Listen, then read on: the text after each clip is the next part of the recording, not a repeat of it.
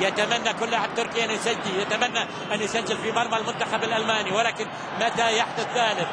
قد يحدث مثلا الآن ألمانيا ممكن جول، ممكن جول، جول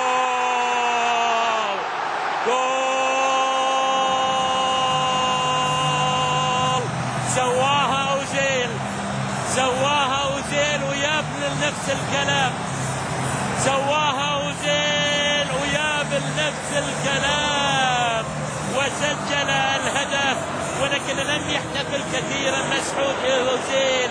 كل الأحاديث عن أن أوزيل مع المنتخب الألماني واختيارك الخاطئ للمنتخب الألماني يأتي الآن وأمام عشرات الآلاف من الأنصار الأزرق يسجل الهدف الثاني مسعود أوزيل.